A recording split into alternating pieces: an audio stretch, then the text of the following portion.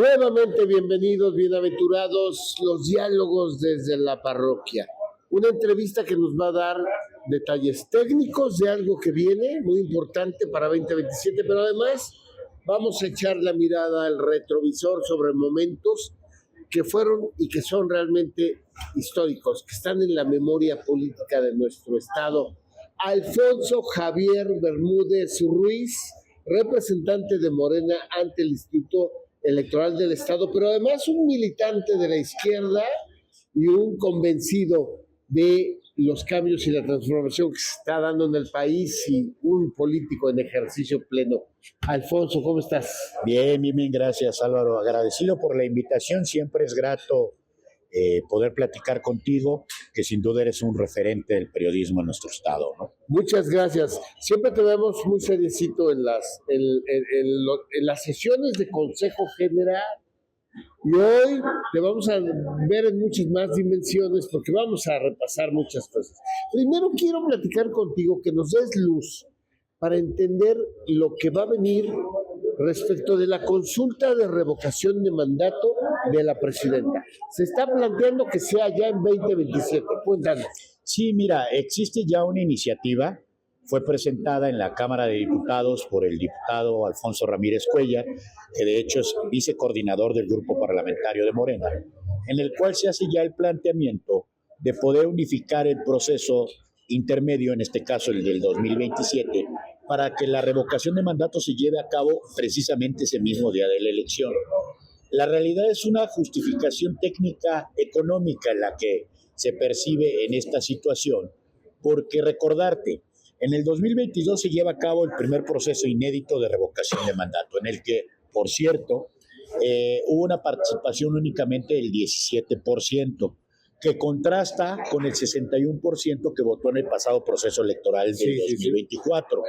Eso por un lado. Por otro lado, la otra complejidad que se encontró es que solo se instaló el 30% de las casillas, es decir, 1 de cada 3 ciudadanos acudió libremente a la casilla en la que normalmente acudía. Existió otro tipo de complejidad, por ejemplo, he de comentar que en el estado de Puebla hubo municipios donde no se instalaron casillas. Por ende, ciudadanos que quisieron votar en la revocación de mandato tuvieron que trasladarse al municipio de al lado. Y eso evidentemente violenta los derechos políticos electorales de los ciudadanos. Aunado a todo esto, el pasado proceso de revocación de mandato tuvo un costo de 1,567 millones de pesos, que creo que hoy México necesita para otras acciones. Eso me queda claro. ¿Qué es lo que se pretende? Bueno, unificar precisamente el proceso de elección intermedio, en el cual, independientemente de que se vote por lo que ya sabemos, por lo que estamos acostumbrados, se incorpore la votación de la revocación de mandato y con ello provocar que todos los y las mexicanas tengan acceso a la casilla a la que normalmente votan, y 2, ahorrarnos 1,567 millones de pesos que nos costó la elección. Ahora bien, también hay complicaciones y hay resistencias, Alfonso, respecto de que vaya a ser, porque finalmente va a ser concurrente con las elecciones intermedias locales y federales. Primero, el nombre de Claudia Sheinbaum va a estar en la boleta el mismo día que se van a elegir diputados locales, diputados federales y otras tantas 17 gubernaturas, en fin. Va a estar en la boleta Claudia Sheinbaum. Eso no le gusta a la oposición. Sí, claro, la verdad es que existe un descontento, yo diría que existe hasta temor.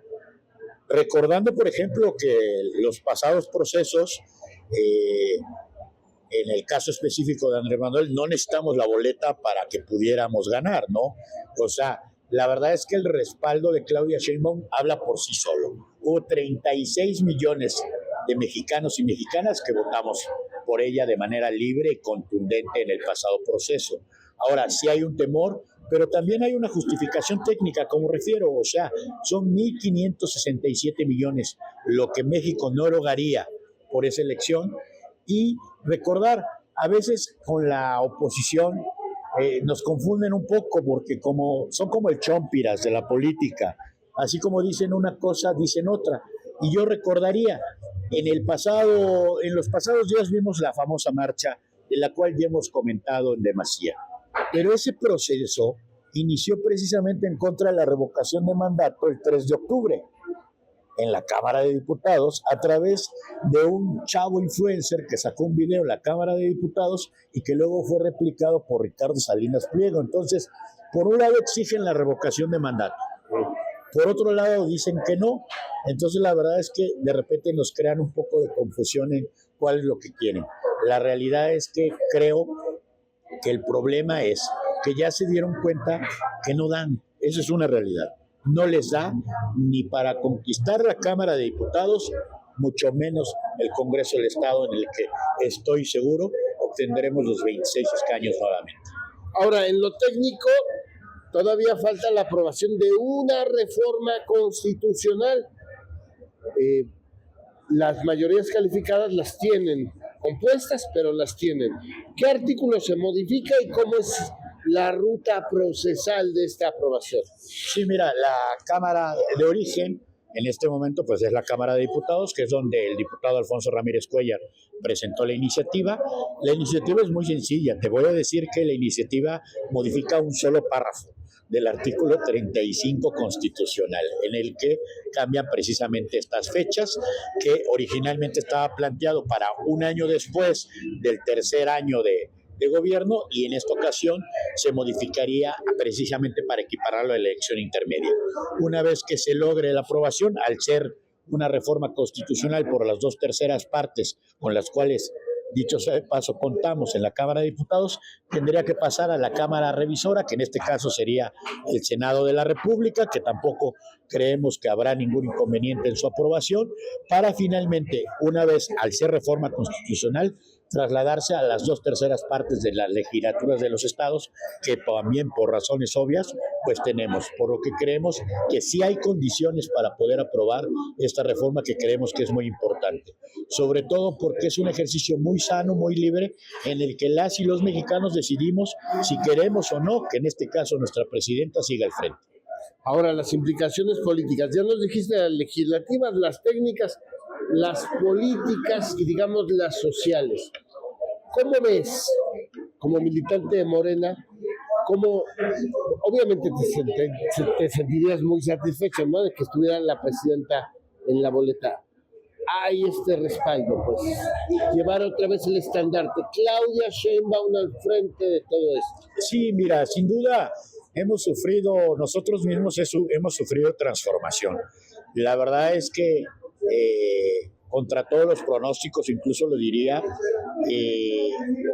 después de haber vivido ese proceso, diría, gratificante y hermoso con nuestro presidente Andrés Manuel López Obrador, hoy vivimos una etapa de reconstrucción del segundo piso de la cuarta transformación, en el que creo que hoy estamos más fuertes que nunca. La presidenta ha demostrado ser una mujer capaz, contemple, que ha sido en todo momento muy firme en sus decisiones y que sin duda está realizando un gran trabajo, y desde luego que a todas las y los militantes y seguramente a todas las y los mexicanos saldremos ese día a respaldar su continuidad. Y así, bueno, va a ser una... A ver, nada más perfílanos. Vamos a tener boleta de diputados locales, diputados y diputadas federales. Vamos a tener boleta de ayuntamientos. Vamos a tener boleta de primera elección judicial poblana. Vamos a tener boletas de la elección federal. El segundo bloque, vamos a decirlo de algún modo. Y vamos a tener revocación de mandato. Sí, la verdad es que es un proceso complejo, sí lo es, sin duda que es un proceso complejo, pero bueno, en el caso de la boleta de la presidencia, bueno, vamos a tomar en cuenta que nos vamos a ir acercando y un poquito más a lo que sucede en una elección presidencial, donde además de las boletas que tenemos, pues tenemos las del Senado de la República, las de la presidencia. Entonces creemos que hay condiciones y sobre todo, insisto, lo más importante es ya evitar los derroches económicos, porque México es uno de los lugares donde las elecciones son más caras. Esa es una realidad. Las elecciones en México cuestan y cuestan mucho dinero.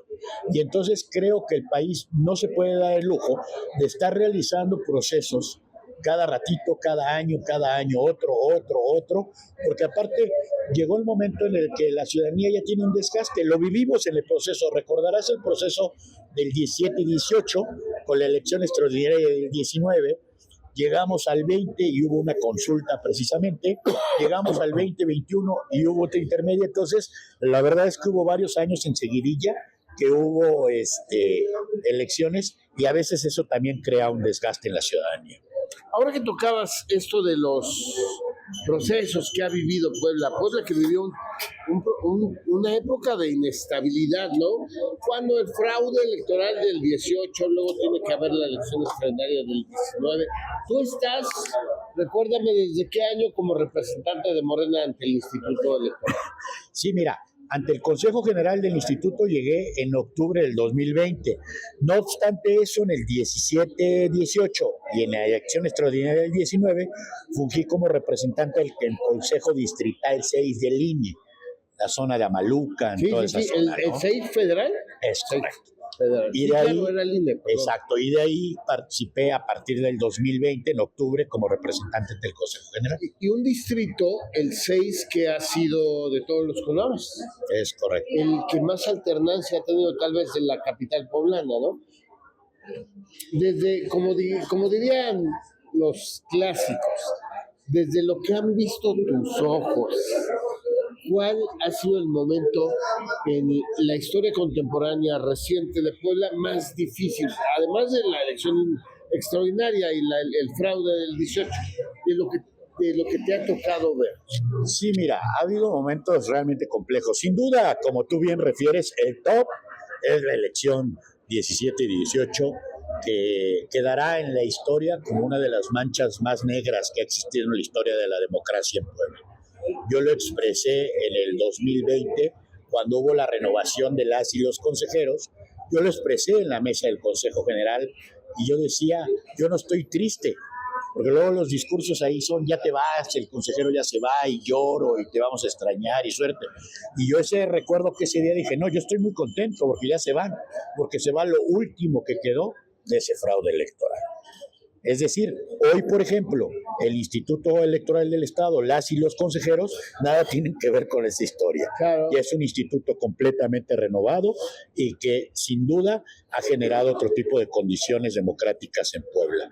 Ahora, ha habido momentos complejos porque ha habido elecciones que, sin duda, han repercutido en mucho trabajo, en mucho esfuerzo, incluso yo diría en mucha técnica jurídica electoral para poderlo solventar. Por ejemplo, una elección muy complicada que vivimos, muy complicada, sobre todo porque hicimos cómputo supletorio, fue la de San Pedro Cholula del pasado proceso. De este 2024. Sí, 2024, ¿no? Incluso te he de comentar que ese cómputo supletorio de San Pedro Cholula inició 8 o 9 de la mañana de un día y concluyó hasta el otro día 10 de manera continua. 24 horas continuas. 24 horas, porque como tú bien sabes, ya que eres un conocedor, no se puede suspender un cómputo. Entonces tiene que ser de manera continua. Son momentos muy álgidos, complicados también. Fue el cómputo que detonó la anulación, la nulidad de la elección de Chignahuapan, con el famoso caso de aquel personaje que le da gripa, el famoso moco. O sea, realmente han sido, yo creo que los momentos, pues yo diría, más tensos, más álgidos, y hasta ese último momento, por ejemplo, de Chignahuapan, yo te diría que se respiraba en el ambiente, un ambiente de temor, diría hasta de miedo, por el tipo de personajes que estaban involucrados. Sin duda, creo que ese ha sido los momentos pues, más complicados de la actividad que hemos venido desarrollando en los últimos años. Por ejemplo, Cholula, una oposición, híjole, terrible, ¿no? Terrible, pero no solo es Cholula, sino que Cholula es paradigmático de la oposición, cómo se está comportando. Una oposición que llama a la violencia. ¿Cómo prevés, qué estás visualizando que pudiera ocurrir en los términos de impugnaciones, de judicialización, que esa palabra cómo les gusta utilizarla en algunos casos, para el 2027? Sí, mira, sin duda estamos trabajando y estamos listos para eso. O sea, eso sin duda, porque te voy a decir algo. O sea, ya quedó plenamente demostrado que no va a haber un tema, no tienen lo necesario para ganarnos en las urnas. Eso me queda claro. ¿Por qué? Porque no tienen estructura, porque no tienen trabajo, pero sobre todo porque no tienen el respaldo de las y los poblanos. Eso me queda claro. Ante eso, solo les quedan dos escenarios. Uno, que ya estamos viviendo ahora. ¿Cuál es ese escenario? Pues el escenario de la descalificación. Hemos dado cuenta en los últimos meses la andanada de descalificación que hemos vivido, no solo a través de sus comités, de sus presidentes municipales, de sus diputados, diputadas locales, es decir, tratan de descalificar un trabajo que hasta el día de hoy goza de un respaldo. Es decir, la transformación está sana y está fuerte. Y el otro tema es tratar de judicializar todo. Aquí el problema, te voy a decir algo, el problema que tienen es que no se trata de judicializar por judicializar. Ellos, a diferencia de nosotros, impugnan todo, pero no ganan nada. O sea, ¿y por qué? Porque la verdad de los hechos no les asiste. Y entonces lo único que provocan, precisamente, como bien refieres, en el caso específico de San Pedro Cholula, es un desgaste ante la ciudadanía, porque tratan de sembrar situaciones que no existen, impugnaciones que no están basadas en hechos reales y que al final el tribunal ha venido resolviendo a nuestro favor y nos ha comprobado que siempre hemos tenido la razón cuando hemos denunciado que hay un intento de atropello de los derechos.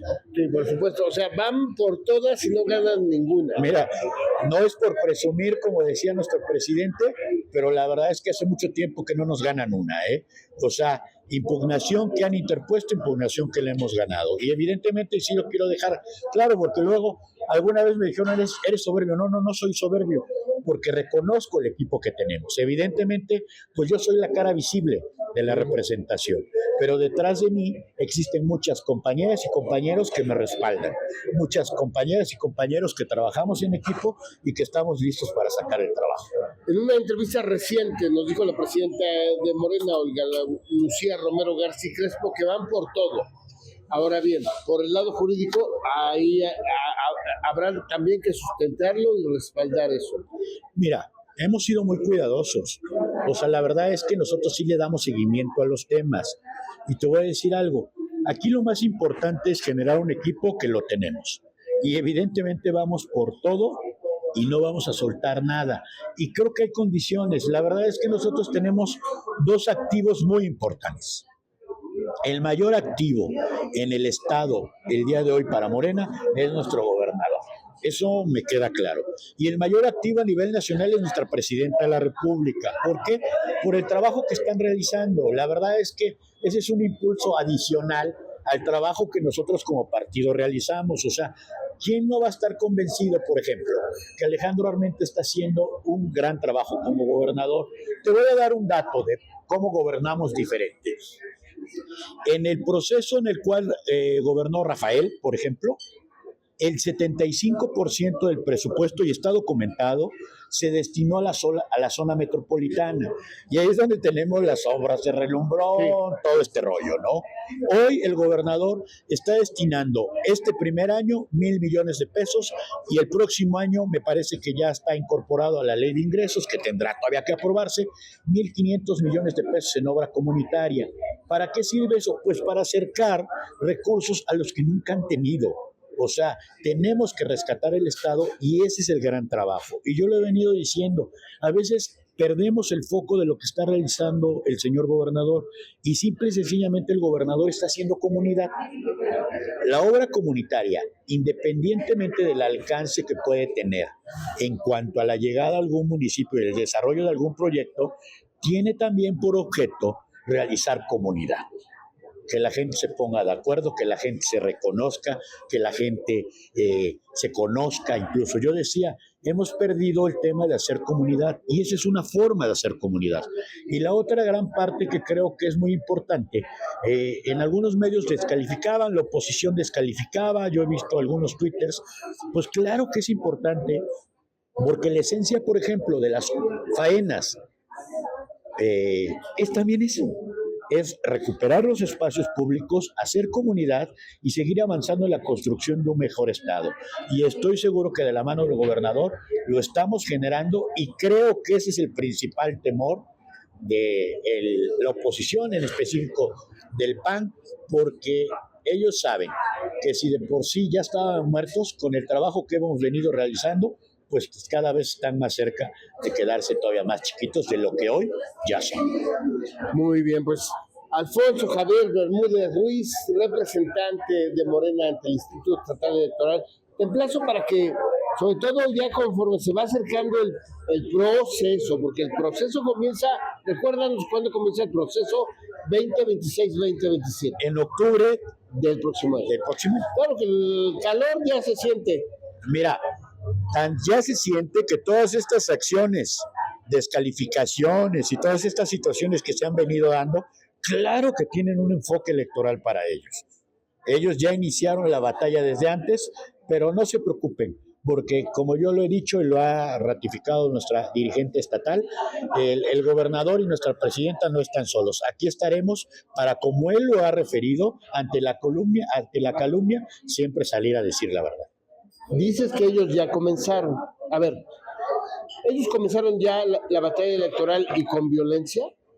Pues lo hemos visto en los últimos días, no solo, y yo diría que no solo es violencia física, sino la violencia verbal.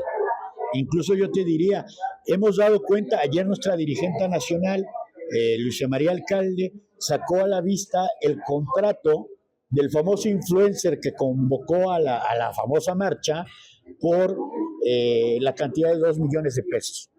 Aquel influencer que decía que era un ciudadano libre, el que convocó de la generación Z, pues resulta ser que es un empleado contratado por Acción Nacional por 2 millones de pesos para el manejo de redes sociales.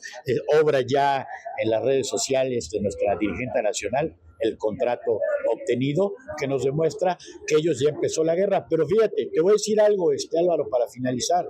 En lo que ellos están entretenidos en la descalificación, nosotros seguimos entretenidos en el trabajo en tierra. Hoy, como ya es del conocimiento, incluso lo ha expresado nuestra dirigenta, en Puebla el 72% del estado tiene un comité seccional listo y en los próximos meses estaremos culminando con el 100%. Para nosotros es muy gratificante y te voy a decir por qué. Vamos a contar para el mes de enero-febrero con 2.904 comités seccionales, uno en cada sección del estado. Y más gratificante para nosotros es porque es un sueño que en su momento tuvo nuestro presidente Andrés Manuel López Obrador, que en cada sección del país hubiera un comité que representara a nuestro movimiento y hoy lo estamos logrando. ¿Cuántos son en el país, recuérdame? Son más de 80,000 comités seccionales. En Puebla son 2.904 y ya vamos 2.072. Ahí va, ya va. Ya. Muy bien, pues Alfonso Javier Bermúdez Ruiz, muchas gracias por los datos, por la conversación, por la memoria y que repitamos pronto este encuentro. Muchas gracias. No, al contrario, y agradecido, como te decía, eres un referente en los medios y sin duda es un privilegio y un honor estar contigo. Muchas gracias. Saludos a todas y a todos. Muchas gracias a todos. Nos encontramos muy pronto.